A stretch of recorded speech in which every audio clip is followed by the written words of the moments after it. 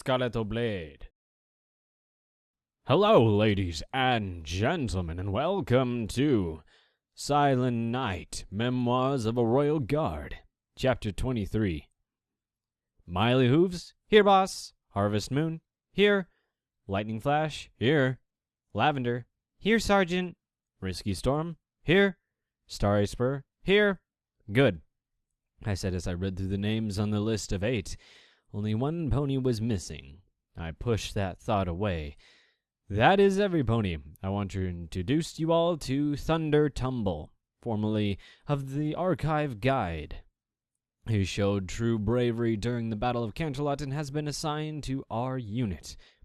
Thunder Tumble stood beside me and took a moment to wave. He looked uncomfortable. Archive guides were largely ceremonial. They were different than us, but I had a feeling he'd work out fine. All told, my squad consisted of myself and 8 ponies. That allowed for plenty of coverage for Princess Luna. Miley and Harvest would be working the old rotation, while Thunder Tumble and Lightning Flash would be working the other. I put it last 2 because I thought it would be clever. The first 2, well, Miley and Harvest were already partners, so it didn't make sense to split them up.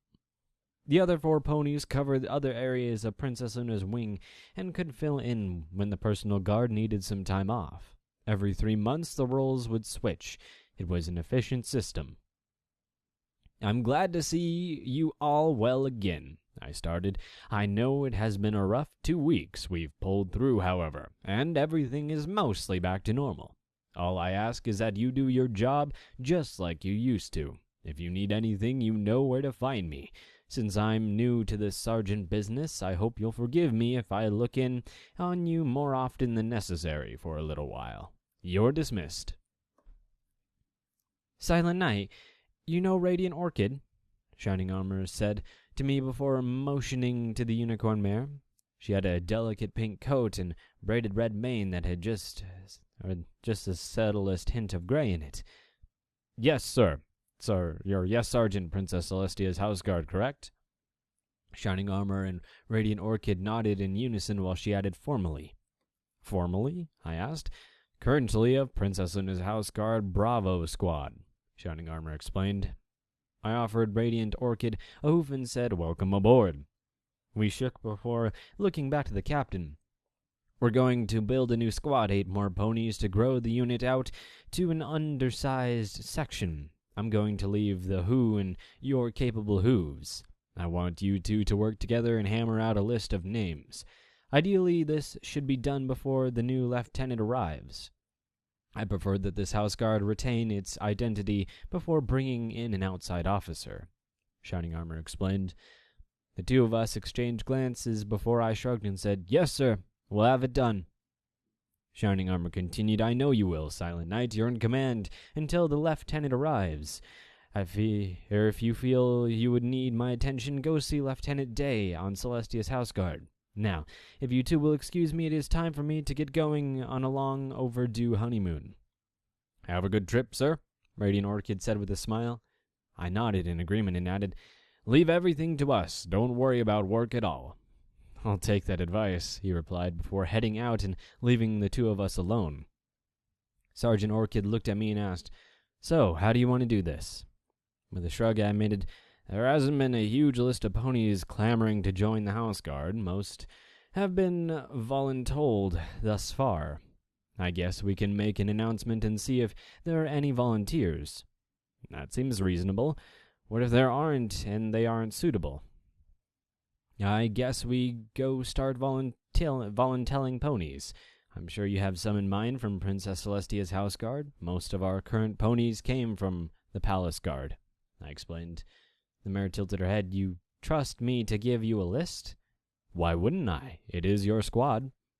You're in command and it's your house guard. Some ponies would take advantage of that. I shook my head and replied, well, then those ponies aren't team players and are short-sighted. The fact that you're here means you stand a better chance of convincing ponies from Celestia's house guard to join. I can't help but imagine this is exactly what the captain had in mind. Not to say you're a good sergeant in your own right as well. Radiant Orchid smiled at me and winked. Well, aren't you a clever pony? I have my moments. Much to our surprise, the Princess Luna Wants You posters went over pretty well with the Canterlot Guard. We received a long list of ponies that wanted to join. Unfortunately, most of them were from the bottom percentile of guards, but it was an improvement over the last recruitment drive. It took us about a day to compile a list of ponies we agreed were right for the position, and then we added the ones we had in mind. Radiant Orchid and I stood by my desk looking at the files on each of them. Well, all they can do is say no. I think this is a good list, though. She nodded in agreement. If we can get Mountain Stone, I'll be thrilled. He is a solid pony as they come, both literally and figuratively. I'll go ask him myself and help grease the wheels. That'd be appreciated. Well, that is 8. Mountain Stone, Night Frost, Solar Flare, Incognito Mixer, Gear Grinder, Black Blade, and Shade Star. It's a good mix of veterans and rookies, as long as we can convince them. Radiant nodded. I think we can. Shame, though. Only 1 mare and 2 earth ponies. Not exactly diverse. Yeah, I was surprised that we didn't attract more mares. The amount of unicorns was interesting, more than average. We did our best, though. There is one more thing I'd like to discuss. I trailed. Yes? She asked curiously. I shifted. Please don't take this the wrong way, but I don't want to have all 8 of these ponies on your squad. I thought I'd move Lavender, Risky Storm, and 1 other pony over so they can help educate every pony on how we do business. But they certainly won't second-guess you.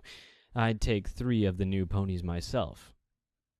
She laughed and waved a hoof. Is that all? That doesn't bother me. Look, Silent Knight, I know how serious you are about this house guard. After the changeling attack, I saw you were all professionals. So when Shining Armor offered me the position, I jumped at it. I'm not trying to bring Princess Celestia's house guard to you, I promise. Who is the 3rd pony? Thanks, Orchid. I think we'll get along just fine then. I stopped and shifted back a bit. I knew exactly who the 3rd pony was going to be. We'll sort that out later. For now, I'm 1 short, so I'll take on 9, so to speak. Fair enough. Well, we better get out there and start making offers. Want to take 4 each and meet back here tomorrow? Agreed, I said, and we went off to do just that. It had been a long week, and I was finally going off duty. At least as off-duty as an acting commander could go. Not that I could really complain at that time. Radiant Orchid had been a blessing. She was an experienced sergeant, and the 2 of us had little issue splitting responsibilities. We made a good team. Together, we had convinced 8 new ponies to join Princess Luna's house guard, and they would be starting next week. We'd have to get them up to our standards, but I didn't imagine that would be difficult. I was sitting alone in Spearhead Tavern drinking a cider. With all the work, I hadn't had much time to think about my personal life, which was good. Unfortunately, by being off duty, I had the ability to reflect on it. Of course, cider helps make reflecting hard. While I was alone with my thoughts, the door opened, and a sage-colored Pegasus stallion wandered in. He wasn't in uniform and looked rather confused when he found a bar full of royal guards staring at him. It isn't that regular ponies don't come to Spearhead. It is just rare. The staring was followed by general dismissal, and every pony went back to their conversations and drinking. The Pegasus went over to the bar and ordered. He didn't seem too out of the ordinary, and his mane was 2 tones of brown and braided. I didn't understand his cutie mark, however. He looked like a symbol from one of my math classes. I guess I was the only pony still staring, because once he got a drink, he looked at me and asked, "Is something wrong?" I shook my head. No, not at all. I just didn't recognize that cutie mark. Oh, the Royal Guards keep a list of every cutie mark? Some sort of profiling, no doubt? That made me chuckle. I just shook my head again. No, I don't have the memory for that sort of thing. I more meant I don't understand the symbol. Well, I'm a weather pony, and it is a weather symbol. Not like the usual rain cloud or snowflakes. It is a thunderstorm symbol, because the weather I dabble in is very specialized. When Equestria needs some serious inclement weather, they come to me, he explained. I scratched my head and asked, why would we need serious weather inclement? Why do we need dark-clad royal guards that ask strangers questions? He retorted. My ears went up, and I shrugged. To protect Princess Luna.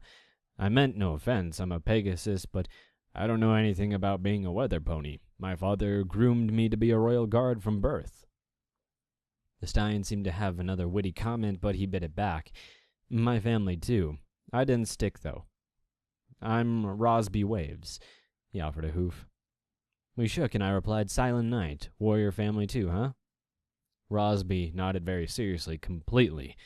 Mother, father, every pony. Not me. I like the weather, and I'm not so good at taking orders. Evidently, I have an aptitude for the more violent forces of nature. Seemed like a shame to waste that talent. Well, I don't know what you do exactly, but I'll certainly agree with that. You should never waste time, the talent you were born with. The weather pony sat quietly for a while before asking, Do you really guard Princess Luna? I do. I'm actually in charge of her whole personal guard right now. It is temporary, though, until we get a new officer, I explained. Neat. He finished his drink and stretched a bit. Well, nice meeting you. I'm just passing through. Perhaps we'll come across each other again in the future. Maybe so. Take care, Rosby Waves, and if you're ever bringing serious inclement weather to Canterlot, maybe do me a professional courtesy and let me know in advance. I'll do the same and make sure Royal Guards profile your cutie mark. He laughed a bit and said, Deal. My office formerly belonged to Sergeant Windchaser. When she inhabited it, she had filled it with decades' worth of mementos and personal effects. My version was barren. I had a desk, a chair, and some filing cabinets. It suited me for now. Sitting was a new trick for me. I was accustomed to standing for 12 hours, and more often than not I had a chair pushed to the side so that I could stand behind my desk. That was the case that day, and I worked on a few reports I had. The door opened and a dark-coated Pegasus Royal Guard I didn't recognize walked in. That unfamiliarity was odd, since he had armor that matched mine. I knew every member of Princess Linda's house guard. Then I caught it, the silver bar on his breastplate. I was already standing and stiffened to attention. Sergeant Silent Night? He asked. Yes, sir, I replied. He crossed the small office to the other side of my desk. I'm Lieutenant Hayes, the new commanding officer. Yes, sir, I repeated. We've been expecting you. Welcome to the house guard. The lieutenant looked around my office and then back at me. I was looking for the captain and was pointed in your direction. I nodded. Yes, sir, the captain has finally left for his honeymoon. I'm acting commander of Princess Luna's house guard until you relieve me. Lieutenant Hayes looked surprised. He left a sergeant in charge? Small unit, sir, and I've been here since the beginning.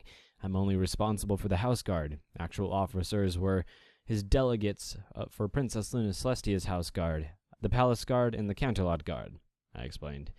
I see. Where is my office? You're in it, sir. At least for now. Command is trying to ensure both house guards are in parity. They're doing a little remodeling to ensure there is a proper space for us. You'll have a brand new office in a week. I moved out from behind the desk and collected my reports and writing utensils. The lieutenant did not seem thrilled by that. He looked around again and said, All right, where can I find you then? That was a good question. I had no idea. The lieutenant had arrived a week early. I had to think quickly. Princess Luna's chambers, sir. She has a secretary's desk there, but no secretary, and is accustomed to having me around. I said, hoped she wouldn't mind. Very good. Dismissed. Well then, I hope you guys have had a wunderbar day.